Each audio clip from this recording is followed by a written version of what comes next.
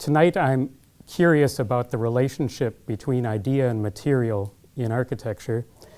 And as you gaze at the front of Rem Koolhaas's first important book, you've all been told that you can't judge a book by its cover, but that's exactly what we do.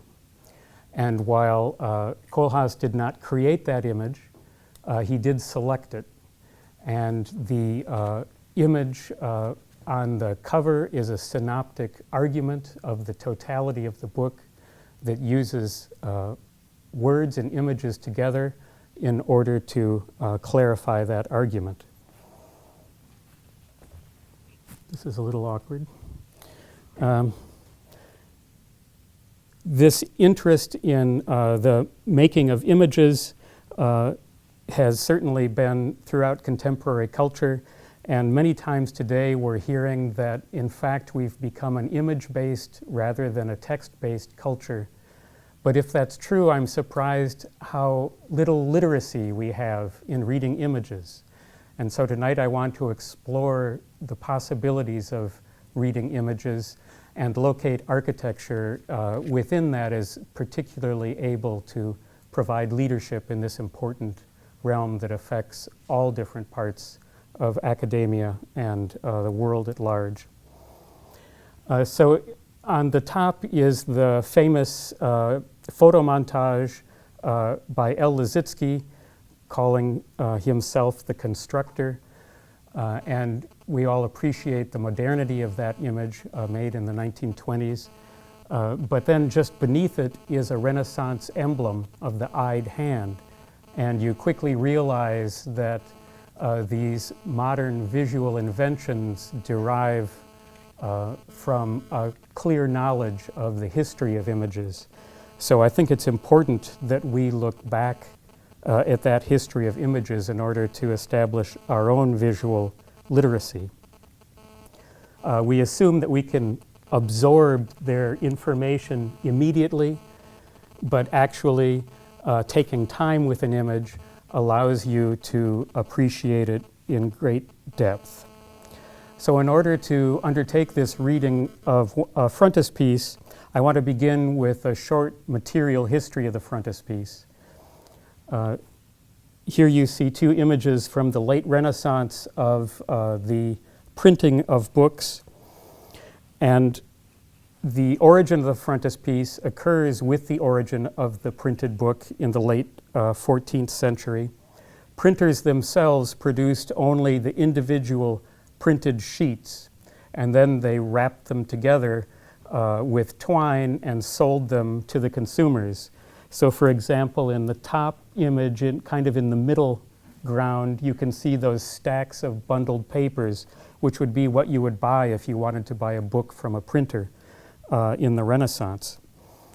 Later, the stationer started to add a blank sheet of paper on the top to protect the top printed sheet. And because there were a number of stacks of paper with blank sheets on the top, which made them very difficult to differentiate, they started to put the title or the author on that blank sheet of paper, and that's what gave birth to the title page of the modern book. The loose sheets of paper were then taken by the owner of the book to another artisan who would create the binding as well as the leather cover work for the book. So the cover in the early book was actually a representation of the owner rather than of the book itself. And here you see books from Samuel Pepys' library, parts of which are still in Cambridge, like the image above. And you can see the image on the front of the book being the image of Pepys rather than anything about the contents of the book itself. Because of this, there's the curious result that these early printed books often had bound together many different unrelated volumes just to fill out the binding so that you can discover different books within the same binding. So the binding was not seen as central to the identity of the book. So you can see how far the book for Rem Koolhaas has come from its material origins. One of the curious things that I really enjoy about Pepys' library is that he loved it when all the books would line up on the shelf. So he had the binder put little blocks of wood on the bottoms of them so they would all be the same height. So he would have this even line on his bookshelf. It sounds like something a modern architect would think of.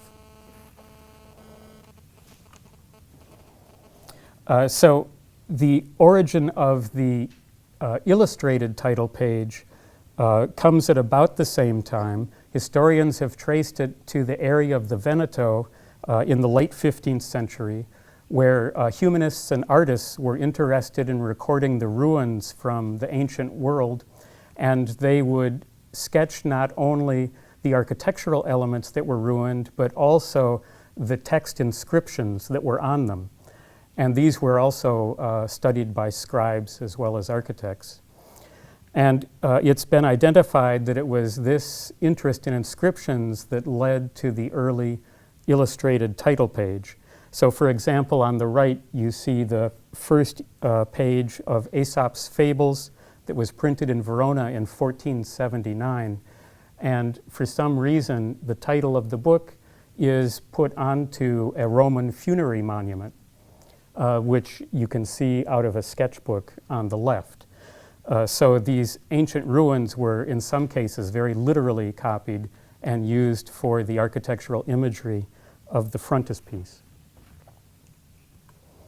As time went on, the architectural frontispiece became highly articulated, like this example, which is Bartoli's translation of Alberti's book, printed in 1550 in Florence.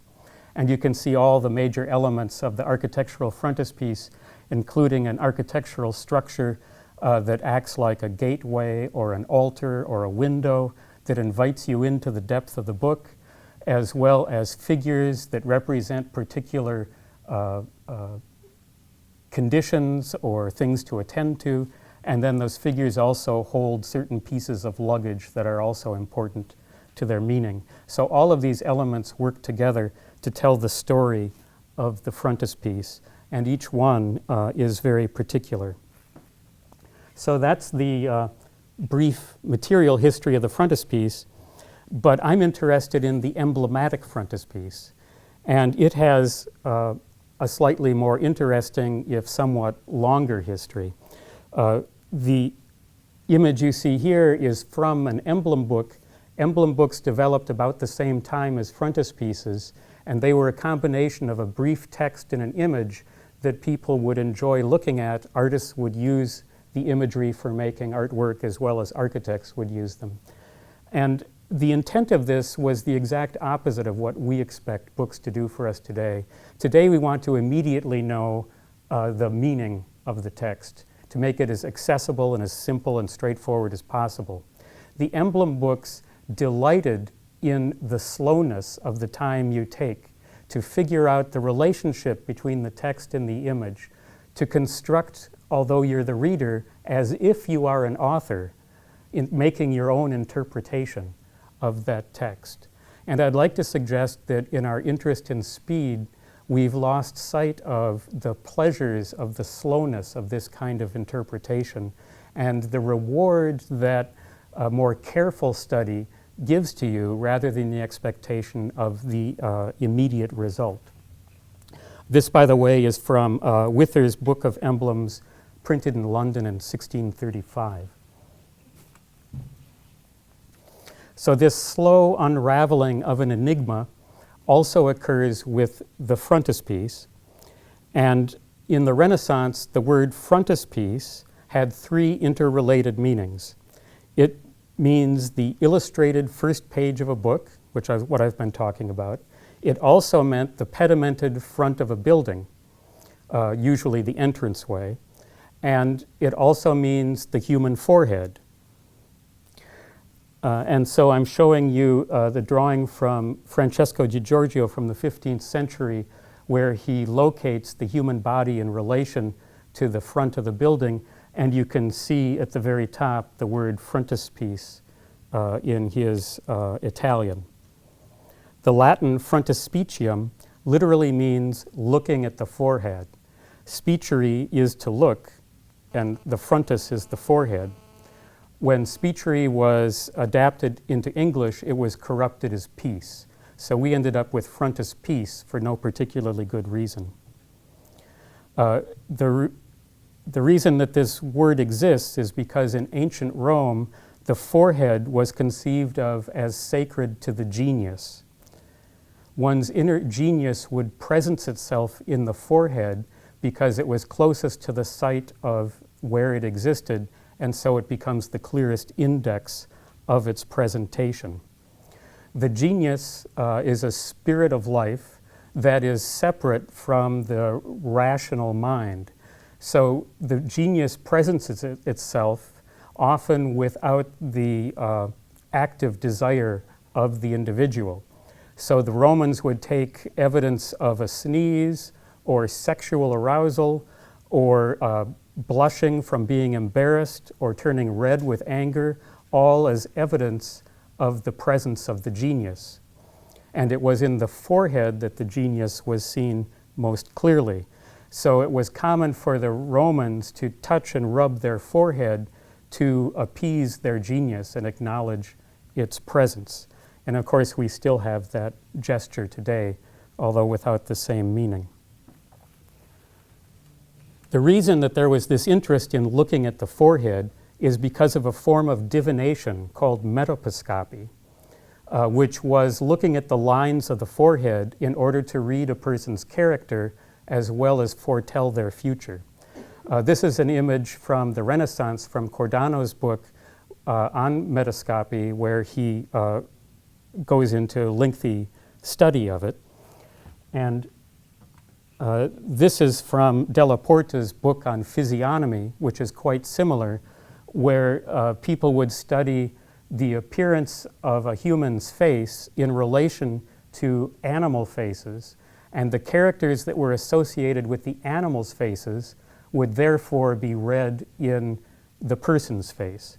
So in this case, the leonine face is related with Augustus, and it has the character of a strong genius as well as audacity, if you look through the Latin.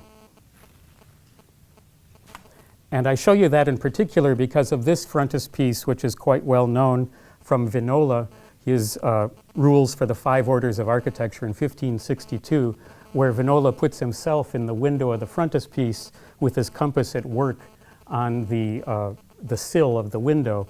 And if you look at his brow, it's the furrowed brow of the leonine complexion. So he himself is demonstrating his genius as well as his audacity as a great architect. So just to flip back, you can see how this idea of the cloudy brow was quite dominant. And in fact, if you go and look at some of Michelangelo's most famous sculptures, you'll see the cloudy brow there as well. So the frontispiece is from this looking at the forehead in order to understand something which is invisible being made visible. And as I mentioned, the frontispiece is also the pediment of the ancient temple. And like the human forehead, the fastigium, or frontispiece of the temple, was considered a place where the gods made themselves present in the ancient world. And this is not an ancient temple. This is the Philadelphia Art Museum from about 1920, but it shows in full color many of the ideas of what are described in the ancient temples.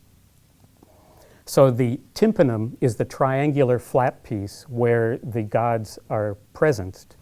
And in Ovid, he describes how Mars descends from the heavens to occupy his own temple on the fastigium in order to observe its beauty and admire the temple that was created for him. So this is a place where the gods presence themselves in the mortal world. Now, although there's not very much archaeological data on the roofs of the ancient temples, there are a number of them that suggest there were windows and doorways in the tympanum. On the left is Agrigento in Italy, and it has an ornamental opening in the pediment. And on the right is the temple at Ephesus, and you can see there are 3 rectangular windows in that pediment. So no one knows exactly why those openings were in the pediments. One historian argued they were to relieve the weight of the building, which I find kind of unconvincing as to why one would do that. So if we look back at these ancient votive models of houses as evidence for how to understand the temples, you can see in each case there are openings in that same space, which was to let the smoke from the interior move into the exterior. And so it seems to me as though these other kinds of openings that were in the important temple structures were releasing the smoke in some way as well, because the smoke was the part of the sacrifice that was given to the gods that would rise up to the heavens. So in some way, there seems to have been some kind of ritual cultic activity that was tied to the fastigia where the gods presenced themselves. The other point I wanted to make about the ancient Greek temple tympanum is that it was most often painted blue, like the one here in Philadelphia. And that was a very particular kind of blue. It wasn't the moist blue of the mortals' skies, and I've learned all about moist blue having been 5 weeks here in Newcastle.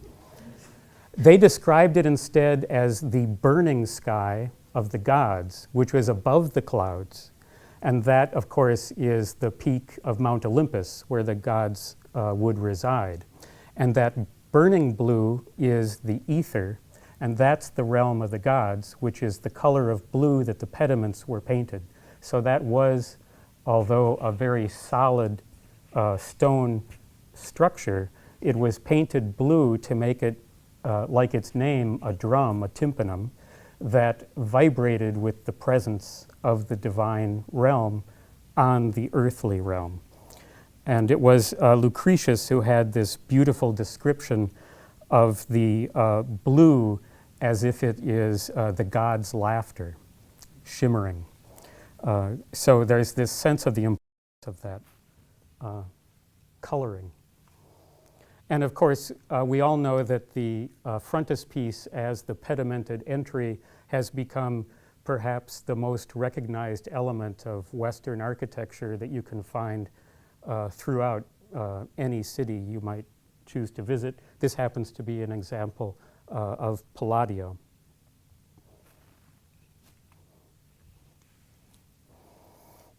All right, so the third and final aspect of the frontispiece is the illustrated manuscript, the first page. And here you see the frontispiece of Vincenzo Scamazzi's The Idea of a Universal Architecture from 1615. And in the inscription around his face, which appears in the center, it says, here you're gazing on my outward appearance as my body. If you go within, you will discover my inner genius. So this emphasis on the frontispiece as making present what's within the book appears consistently, whether it's the human forehead, the book's first page, or the entry into a building. So body, book, and building all have this relationship with this notion of presencing the invisible in the visible world. I wanted to go back to one point which I skipped.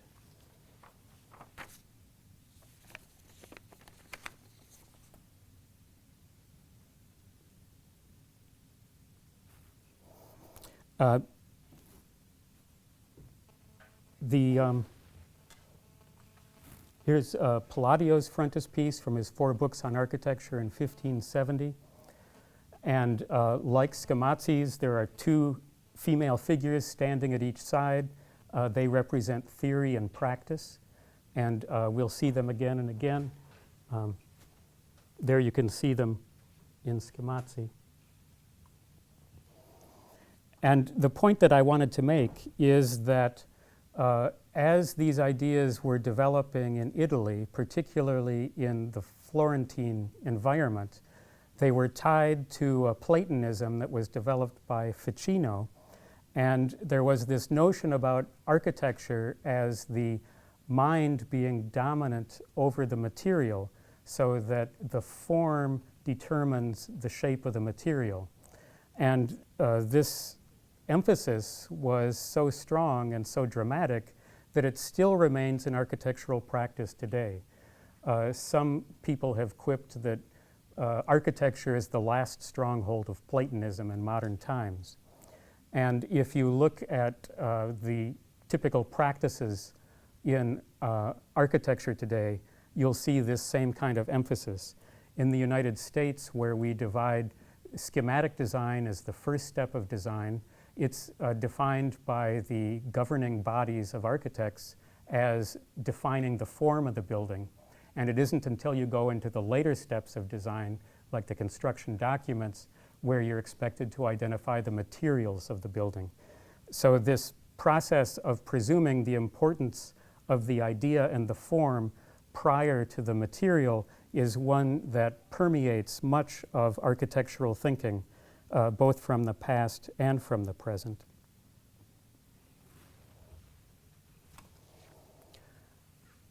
Here are the maidens of theory and practice, as I mentioned. The two on the outside are by Inigo Jones from his mask, Albion's Triumph.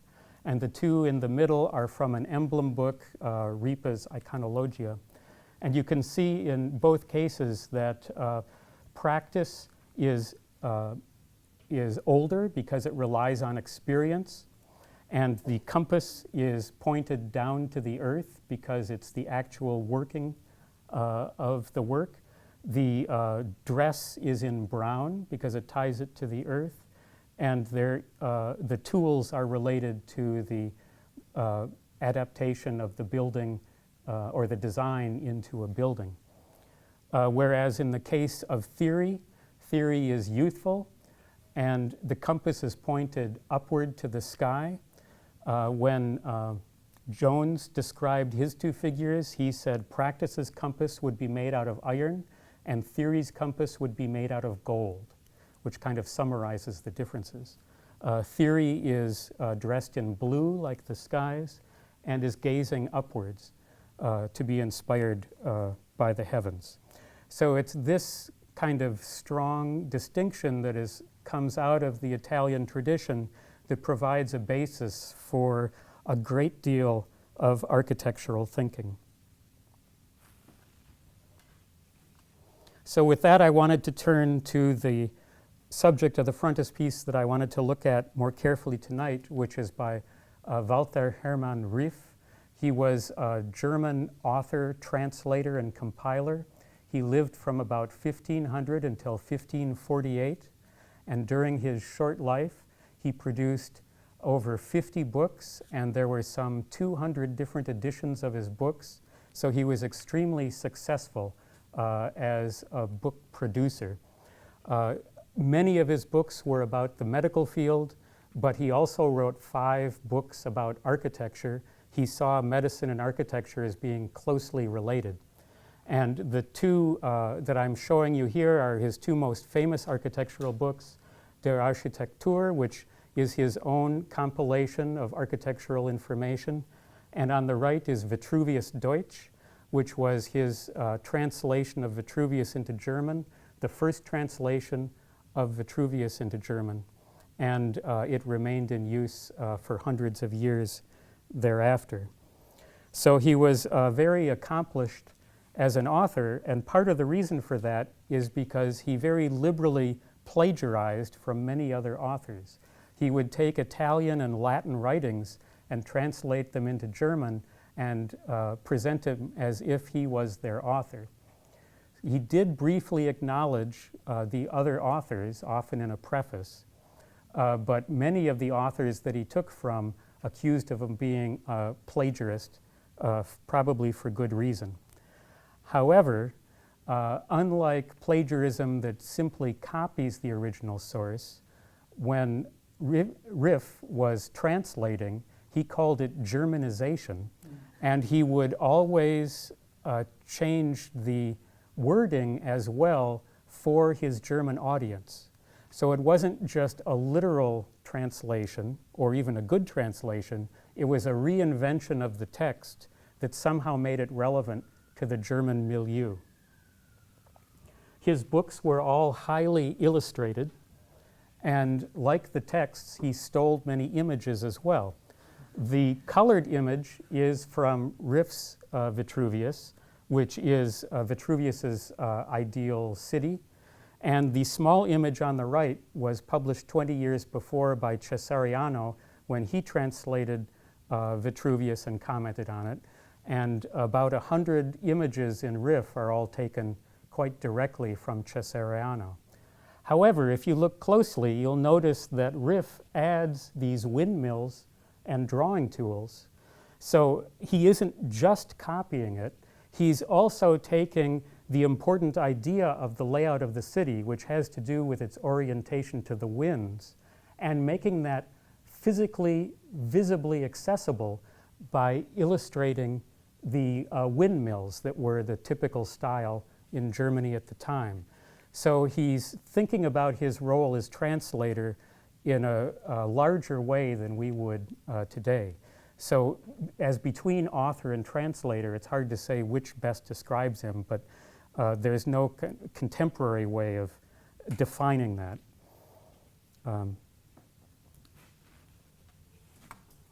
So this is the frontispiece that Ryff used for his books, and if he was, for his architecture books, that I showed you, the two from 1547 and 1548. If he was a true plagiarist, he could have easily copied a frontispiece from another source. Many other authors have done that who didn't plagiarize nearly as much as he did. And yet this is an assemblage from many different sources that creates a completely new image. So what I'm trying to suggest is that if you have this emblematic reading, slow reading of this image, you can understand an argument about architecture which is unique to Ryff. And it's unique to the northern world, unlike south of the Alps in the Italian world. And like the emblems, you can see how it's primarily an image with a small amount of text attached. So to look at this image in a little more detail, I reproduce it again on the right. The figure, which is the main thing you notice when you look at it, was taken from Alciato's emblem book of 1531, and this is the image of what Alciato called constrained genius. So one hand has wings reaching upward to the heavens, and the other hand is tied with a rock pointing down towards the earth. And that same idea is translated in the drawing in Ryff, although it isn't a copy. By the way, the left-right reversals are really common because that happens in the printing process. So it's difficult to rely on the left-right condition for any particular kind of reading. But one interesting difference to note is that in the Alciati original, the wings and the rock are attached directly to the body of the cherub, whereas in Ryff, Ryff is holding the wings and the ribbon is tied to the rock, but it's only looped over the wrist of the Ryff hand. So that is a chosen condition rather than an inevitable condition. The original Alciati talks about genius being constrained by poverty. And poverty in this sense doesn't mean just not having enough cash. It actually means the human lack that is, by definition, part of human existence, that we never are able to do and achieve and be everything we might want to be, that we have to accept our condition. And so that poverty is inevitable. But in the case of Ryff, as the architect choosing this condition, it isn't inevitable, it's a conscious choice. You'll also notice that the Ryff figure is clothed, and here it's billowing. And the billowing nature of it emphasizes the spirit or the vitality of the figure, as does the curly hair. So there's this important idea about the spirit being present, and the figure clearly then is the spirit of architecture, the spirit being in between soul and body, that has a very subtle material existence. And if you look closely, the cummerbund is tied in a knot at the navel, which Vitruvius identifies as the center and the origin of the human being, where the circle is traced from on the Vitruvian man. So it's emphasizing that center point, while at the same time drawing your eyes diagonally to the two hands. If you look at the Alciati image, which is in the upper left now, you can see that one foot is on the ground and the other foot is raised up. This comes from the tradition of festina lente, which means hurry slowly. It was a saying from Augustus that the way to win wars is to plan very slowly and then execute very quickly. And that same idea was brought into architecture, where you have to plan very slowly in order so that the construction will go smoothly. The first representation of festina lente was in the Hypnerotomachia Polyphili from 1499, which is the image of the young lady who's half seated and half standing. She's holding a wing in one hand and a turtle in the other, so she's both fast and slow. So part of the origin of the Alciati image is from this idea of hurrying slowly. However, if you look back at the Ryff, you'll see that Ryff's figure has both feet supporting itself. So there's a change in the story that occurs there. This idea of constrained genius reappears in emblem literature extensively. I wanted to show you one by Sambucus, who was a Hungarian thinker who published a book on emblems in the middle of the 16th century, and he titled this Physics and Metaphysics Differentiated. So he shows the figure of the goddess Diana in the center, and on the right hand, the wings, which are raising above the clouds, where the terrestrial, or the globe of the heavens appears on the temple. And then in the left hand is a rose, which is an alchemic symbol of material matter. And then the terrestrial globe is on the temple on the left. So the figure is uniting between the physical and the metaphysical. And that notion is important to the Ryff representation as well. So the figure is the spirit of architecture, which is animated and moving between these two dimensions. Then if we look briefly at the tools that surround the figure, you can see on the right a couple of the sources. Cesariano again for these lower levels and other sighting devices, and a book of secrets up above it, which has many of the elements that are in the tools above. The vast majority of the tools that Ryff includes in the frontispiece are related to geometry, both theoretical and practical geometry, although there are a number that are also tied to alchemy, particularly the vessel with the fire and the bellows blowing on it.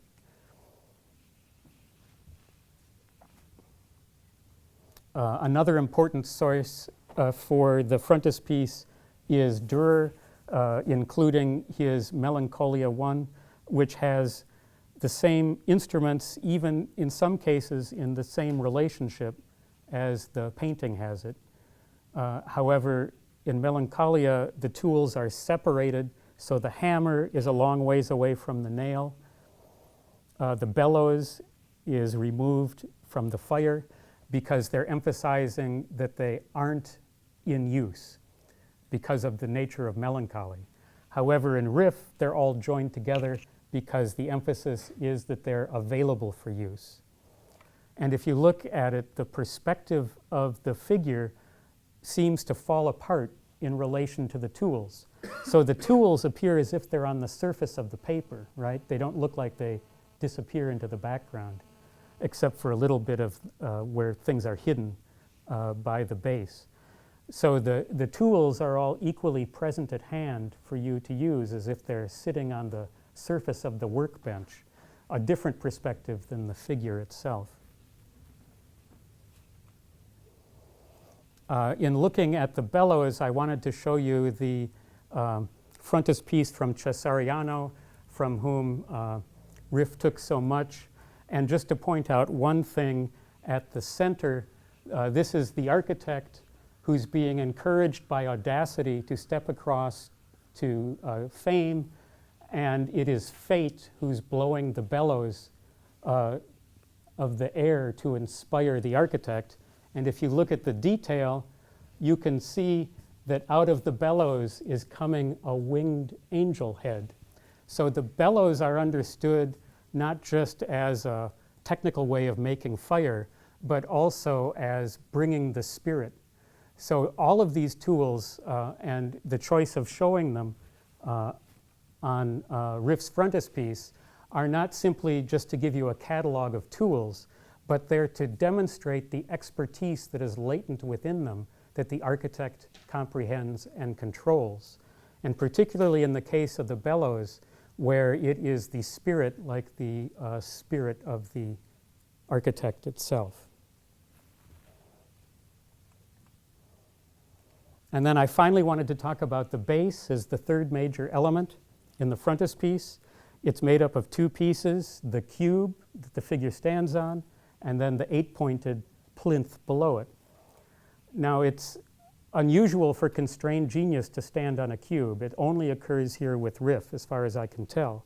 However, there are many emblems that have figures on cubes, and I'm showing you on the left another Alciati emblem, where in this case Mercury, who is the god of learning, is established on the cube because learning gives you certainty, which is immobile.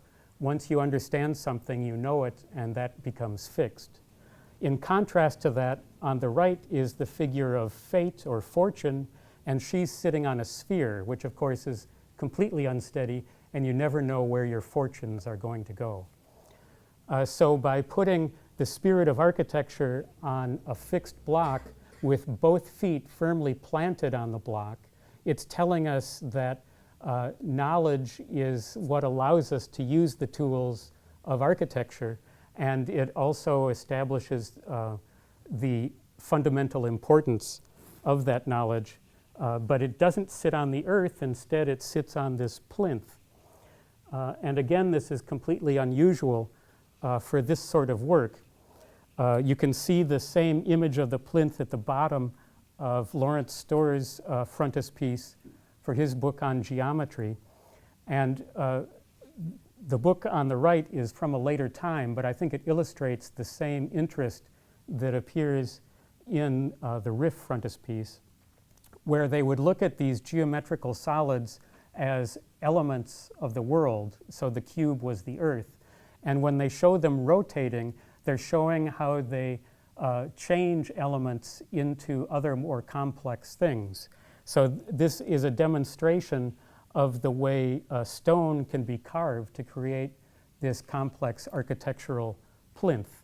And the moldings in the plinth emphasize the two cubes that are coexisting together, where the molding occurs on this cube, but then it doesn't occur on that cube. So he's emphasizing that shifting is occurring within the design, and of course that's the genius of the architect. Also, if you look at the tools, you'll see that there are 4 books, emphasizing that books and learning are important to architectural knowledge. On the left, there are 2 books which are clasped shut, and they coincide with the wings. This is knowledge that is received from the divine, which cannot be taught. It's merely intuited or revealed. Under the stone are 2 books, both of which are open, and they show the discursive knowledge that you can learn and teach. And if we focus in on the only book that has images on it, one of the most significant images is this 2 triangles overlapping, not unlike the way the cube overlaps, to create what was called the Seal of Solomon. This six-pointed star was an alchemical symbol that showed the movement of fire upward to the heavens and the movement of earth downward into the ground. And it's that combination that suggests perfect balance or unity, that the world is well designed. So this becomes a clue in reading the totality of the frontispiece. So the architect is bringing together matter and soul or idea into architecture, resolving them with this perfection. And this occurs throughout the treatise in these different ways that I've tried to point out. So, enough of the treatise. But you can see how a slow, careful reading can reveal more and more to you, and you can discover so much about a visual image if you just use images well and reflect upon them. What I think is significant about this is that it's fundamentally different from the Italian model. Theory and practice separated in Italy. Here in Ryff, it's joined together in the single figure, where the diagonal of the two arms is united by the vertical of the figure, which is centered on the horizontal level, establishing that relationship with the world so that it's all in balance. So in the Italian system, there's this separation between theory and practice, and in this proposal, there seems to be an argument about their close integration. Ryff wrote in his text, "The mathematician fashions forms of things only mentally, ignoring their material reality. We, on the other hand, shall present the subject we treat as perceptible." So his translations aren't just inaccurate from Italy, they're intentionally being changed to make a different argument about architecture. And so what seems to be important to me about this is that north of the Alps, there was something very different to offer architectural theory. It wasn't just that Ryff was naive and didn't quite understand the complex thinking of the Italians. It's actually that he was taking a different point of view and offering an alternative. And that alternative is that the design doesn't come platonically from idea to material, but you reach out towards both, towards idea and material, and it's in their unity that architecture is achieved. And so the North, it seems to me, has something unique to offer, which doesn't have to just borrow from Italy, even though Italy was so dominant at that time. In this way, you could conceive of Ryff as offering an Aristotelian paradigm as an alternative to the Platonic paradigm coming from Ficino and Florence. The reason I have this image up is this is another image from Ryff, which he more or less stole from Cesariano. And what I really like about it is that it's showing people at work, in this case moving a column, but it also shows the geometry. So the geometry is not in another world, it's actually in the physical world. It was this innovation that most people attribute to Galileo, but that was 100 years after this. So already they're thinking about this interconnection between idea and material. Now the other amazing thing that was happening during Ryff's life in the cities where he lived was the Reformation. And there was enormous argument and discussion over religious ideology, as well as iconoclasts tearing both sculptures and paintings out of churches and cathedrals.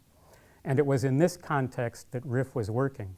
Some of the people who worked on the images probably were also some of these images about the Reformation. So this was very present to him, and it might be that one of the reasons he was advocating this classical architecture is that it provided an alternative from the Gothic architecture, which was most closely associated in the North with religious activity at the time. Where the most profound argument between idea and material was taking place in these debates was in relation to theogaphy, which is the eating of God, the Holy Communion. And it was at this point that there was enormous disagreement. So the Catholic Church argued for transubstantiation as their doctrine, which held that the substance of the bread and wine were transformed into the substance of the body and blood of Christ. Luther disagreed with that, but he agreed that there is a real presence, so he offered consubstantiation as a theoretical alternative where the divine presence occurred along with the physical presence of the bread and the wine. There were more extreme positions that were taken by Zwingli and some other reformers who said that bread and wine were mere symbols, that they weren't actually having any real presence. Luther rejected that position. So the vast majority of the people, whether the Catholics or the Reformationists, still held that there was a real presence. The question is, how does that real presence occur? And that's what they debated about. But in no case, except for a small group, was there an argument about just symbolism being the way to explain it. And so it's, I think, very useful for us to understand that in relation to how we think about presence in architecture, in the material of building. And what it says to me is that the idea of material as symbol, which is only visual, is very difficult to accept. So if you have a photograph of wood grain and it's attached to a plastic substrate, it looks as if it's wood, but it doesn't give you any of the satisfaction of wood material. So it becomes a mere symbol. And most architects have rejected that, like Loos and Ruskin most notably. But of course many others have as well. The question is how to achieve the issue of true presence or real presence in architecture. And there it seems to me that the approach that we take today is often based upon emphasizing transparency and openness and interconnectedness. And while these are excellent values in our political system and elsewhere, when they're translated into architecture as thinness, we lose the sense of real presence. And many contemporary architects are trying to achieve that sense of thickness by multiplying many infrathin planes of material.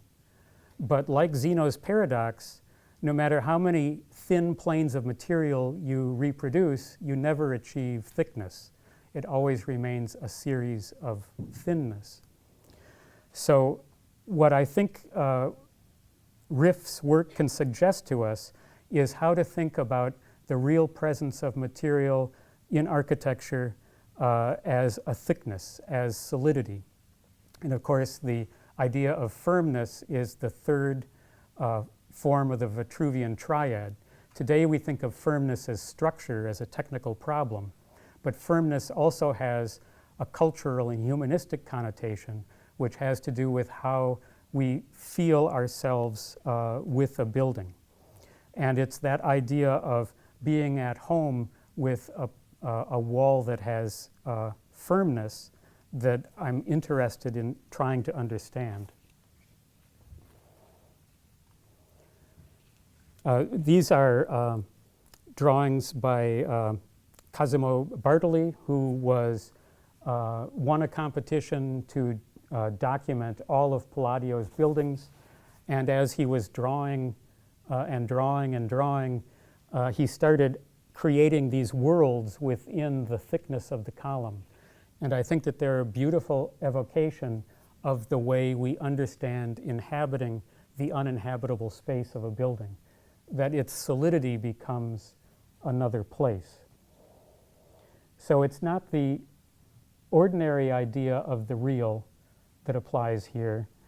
It's the real presence which Jean-Luc Nancy described as a contagious presence, participating and participated, communicating and communicated in the distinction of its intimacy. So in order to try to understand what that means, I think it helps us to understand the multisensorial nature of how we live with architecture. As we touch a solid body, it touches us. So the psychological import of solidity is the awareness of the other at the same time you become aware of yourself. This is closely connected with Freud's notion of the unheimlich, or the uncanny, and he described the most uncanny thing of all of being buried alive, which is this idea of being immured, being built into a wall. And yet that sense of being neither dead nor alive, but undead, is the place where we become aware of our existence, where we occupy the world in a more full way, let's say a real presence. So the sense of solidity is the absolute other, but it's also empathetically the place where we dwell, because we achieve an at-homeness through this eerie unfamiliarity of the other, of the thickness of solidity. Lacan theorized the uncanny as the extimate, which is where the exterior and the interior overlap and coincide. And that notion is really relevant here because it's exactly in the place where the building becomes solid that this becomes possible. And although it isn't necessarily an easy condition, it is the condition whereby we're able to understand our existence in relation to the world and to building. So the architectural solidity allows us to occupy that unoccupiable space through this intimate relationship with building. And it's that notion of immurement, of being in a wall, not being in a space, but actually becoming a part of a wall, that is fundamental to the body-building relationship, and I think ultimately fundamental in understanding how we are at home. So the Ryff argument about the role of material becoming immediately present in design rather than subservient to form ideas suggests that we rediscover the role of form through its, rediscover the role of material through its solidity, which inevitably must have depth rather than thinness, and that would allow us to evolve another architecture beyond the infrathin that lets us feel at home in this complex Lacanian environment.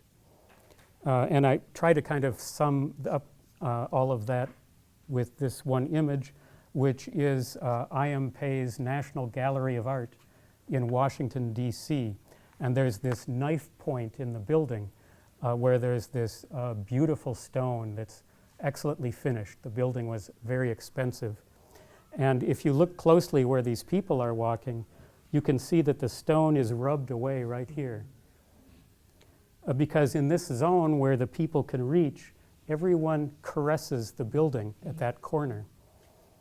And there is something inexplicable about why you choose to caress a building, but so many people do that it's actually eroded the stone. Last summer, they had to replace all of the stone on the building because the stone ties were failing. So they put in new stone ties. So every piece of stone was taken off and then put back up. They debated at the time, should they replace these? And they decided to put them back up in their condition so that eroded state from the human touch is still in the building today, even though it was completely rebuilt. So there's this idea about the otherness, but yet the presence of the self that I think is somewhere in the core of explaining why people choose to caress certain buildings in certain places. And if you will, this is a demonstration of how to read an image to understand that it has a powerful argument within it, that I think in the case of Ryff, there's something really significant about his position that can't just be reduced to non-Italian-centric naivete, but actually is a thought-through alternative, and that in that way the North has something to offer the South. Thank you very much.